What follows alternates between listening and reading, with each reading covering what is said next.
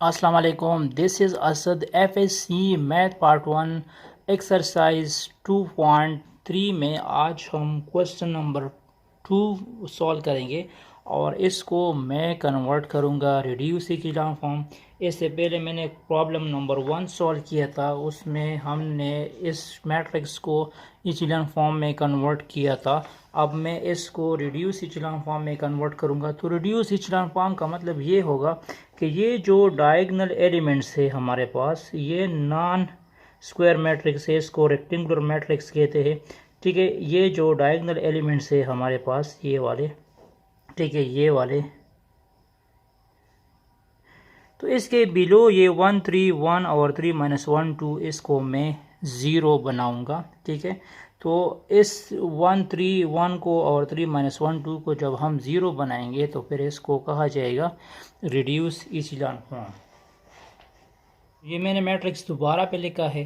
सबसे पहले इस 2 को हम 1 बनाएंगे, तो यहाँ पे आप लोग देख सकते हैं यहाँ पे 1 मौजूद है, तो मैं इंटरचेंजिंग करूँगा R1 इंटरचेंज करो R2 के साथ, क्योंकि मैं आपको कह चुका हूँ कि यहाँ पे अगर 1 आएगा तो बाकी ये जो दो एलिमेंट्स है आप लोग इसको इजीली ज़ीरो कर सकते हैं। तो इंटरचेंजिंग का मतलब ये होगा कि ये वाला रो अब फर्स्ट रो की मदद से आप लोग की जगह लिख दोगे 1 -1 2 -3 और इधर आ जाएगा 2 3 -1 9 और बाकी R3 सेम टू सेम आएगा। ये मैंने इंटरचेंजिंग की। अब मैं इस 2 को ज़ीरो करूँगा तो मैं क्या लिख दूँगा, मैं लिख दूँगा R2 - 2R1, R2 - 2R1। तो यहाँ पे देखो मैं सिर्फ रो 2 में चेंजिंग करूँगा, तो फर्स्ट रो मैं सेम टू सेम लिखूँगा 1 -1 2 -3 और थर्ड रो भी मैं सेम टू सेम लिखूँगा। यहाँ पे क्या जाएगा, यहाँ पे आ जाएगा 2 - 2, 2 1 2, 2 -2 हो जाएगा। यहाँ पे 3 2 1 2, तो ये +2 हो जाएगा क्योंकि माइनस माइनस प्लस हो जाएगा। यहाँ पे -1 अपनी जगह पे आ चुका है, 2 2 -4 आ जाएगा। ठीक है, और यहाँ पे ये हो जाएगा 9। इस 3 के साथ मैंने 2 को मल्टीप्लाइड किया है, 2 3 तो ये हो जाएगा +6 आ जाएगा। तो जब मैं इसको सिंप्लीफाइड करूँगा तो ये आ जाएगा 1 -1 2 -3 0 5 -5 15 3 1 3 2। अब इस 3 को ज़ीरो करना है तो मैं क्या लिख दूंगा, R3 - 3R1। मैं इससे पहले लेक्चर में आप लोगों को बता चुका हूँ काफ़ी डिटेल के साथ कि अगर ये दो टर्म्स ज़ीरो करने हैं तो वो आप लोग इस 1 की मदद से ज़ीरो कर सकते हैं। ये एक सिस्टमेटिक वे से आप लोग करोगे। पहले इस टर्म्स को ज़ीरो करना होगा, फिर इस टर्म्स को आप लोग ज़ीरो बनाओगे। ठीक है, एक सिस्टमेटिक प्रोसीजर है। सो अब मैं सिर्फ R3 में चेंजिंग करूँगा, तो फर्स्ट रो और second row same to same लिखो। यहाँ आ जाएगा 3 -3, इस 1 के साथ 3 मल्टीप्लाइड करो, 3 -3 हो जाएगा। इधर आ जाएगा 3 1 3 +3 हो जाएगा। इधर आ जाएगा 2 3 6 आ जाएगा, -6 होगा।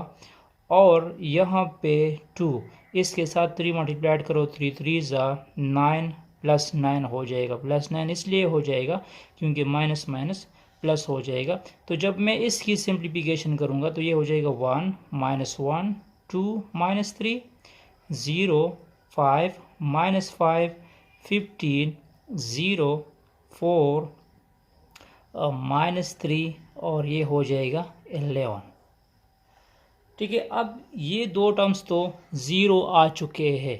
अब बारी है इस 4 की और इस -1 की। तो इस 4 और -1 को मैं इस 5 की मदद से ज़ीरो कर सकता हूँ। तो अगर इस 5 की जगह 1 आएगा तो फिर हम इजीली इस -1 को भी ज़ीरो कर सकते हैं और इस 4 को भी ज़ीरो कर सकते हैं।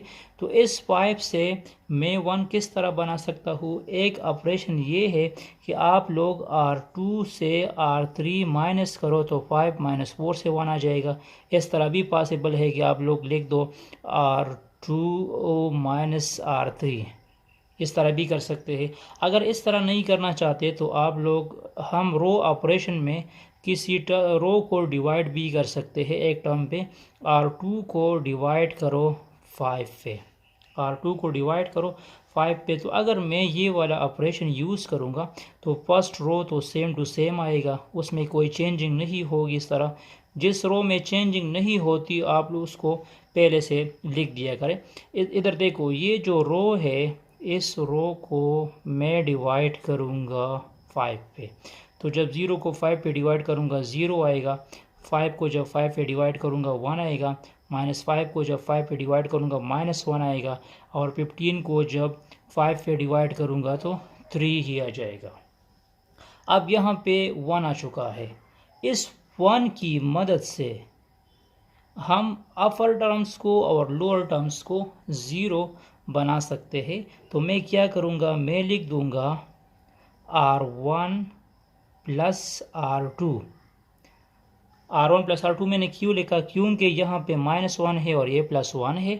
तो जब मैं R1 के साथ R2 को ऐड करूँगा तो ये वाला टर्म ज़ीरो हो जाएगा। अब मुझे R1 में चेंजिंग करनी है, और ये भी याद रखना है कि जिस रो में आप लोगों को चेंजिंग करनी है वो पहला लिखना पड़ेगा। यहाँ पे R2 में चेंजिंग करनी तो R2 लिखा है, यहाँ पे R3 में चेंजिंग करनी है तो R3 लिखा है। तो अब ये क्या हो जाएगा, 1 + 0 से 1 आएगा, -1 + 1, 2 -1 -3 +3 आ जाएगा। इसके बाद ये क्या हो जाएगा, 0 1 -1 3 0 4 -3 11। ये बन जाएगा हमारे पास 1 0 1 0 0 1 -1 3 0 4 -3 11। अब इस 4 को ज़ीरो करना है, तो इस 4 को आप लोग किस तरह ज़ीरो कर सकते हैं? मैं लिख दूंगा R3 - 4 R2, R3 - 4 R2। तो first row same to same लिखो, 1 0 1 0 0 1 -1 3, ये हो जाएगा 0, ये हो जाएगा 4 -4, इधर आ जाएगा -4 + -3 + 4, और इधर आ जाएगा 11 - 12। 3 4 are 12, 3 4 1 are 4। तो ये क्या हो जाएगा, ये बन जाएगा 1 0 1 0 0 1 -1 3 0 4 1 -1, ये आ जाएगा। अब यहाँ देखो, अब बारी है इन दो टर्म्स की। तो इन दो टर्म्स को मैं इस 1 की मदद से ज़ीरो कर सकता हूँ। तो मैं क्या लिख दूँगा, R2 + R3। R2 के साथ आप लोग R3 को ऐड कर सकते हैं, और ये आप लोग एक प्रॉपर तरीके से करोगे। 0 ये 1 हो जाएगा, ये 0 हो जाएगा, और यहाँ पे 2 आ जाएगा। बाकी ये टर्म्स सेम टू सेम आएगी। अब इस 1 की बारी है, तो इस 1 को ज़ीरो करना है, तो मैं लिख दूँगा R1 - R3। तो ये क्या हो जाएगा, ये बन जाएगा 1 0 1, यहाँ पे +1 आ जाएगा, 0 1 0 2, और यहाँ पे 0 0 1 -1 ही आ जाएगा। ठीक है, तो अब डायगनल के बिलो भी मैंने टर्म ज़ीरो की और अपर भी ज़ीरो आ चुके हैं, तो इसको कहा जाएगा रिड्यूस इचेलॉन।